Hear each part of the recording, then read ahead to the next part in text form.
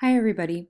In order to do a lot of the data analysis that we need to be able to do in this course for this semester, we're going to be using Excel. And there is an add-in in Excel that you're going to need to install in order to have all of the functions that you will need. Now, there are two different ways to add this in depending on what kind of version of Excel you're using.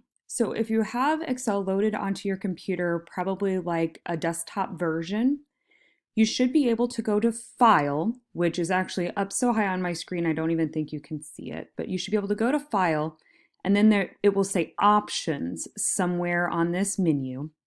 And then you can follow that options. There will be an add-in options. We're doing the Analysis ToolPak. You hit Go, and then choose Analysis ToolPak again and say OK. However, right now I am using Excel, the 365 version, because I'm on my laptop. So it's a little bit different. To find it here, I have to go under Tell Me. And the first time you go under here, you may have to actually type something like data analysis. Might have to type something under here to get this add-ins option to show up.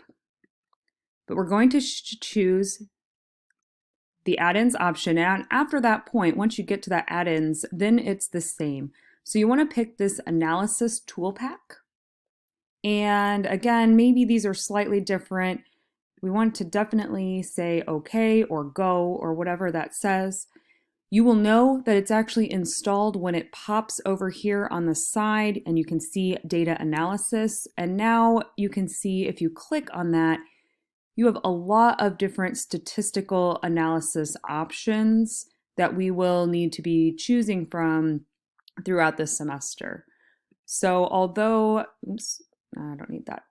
So although the way to get there is slightly different, basically what you're looking for is you're looking for an add-ins and then this Analysis ToolPak, and then however many kind of goes or OKs you need to see that populate over here.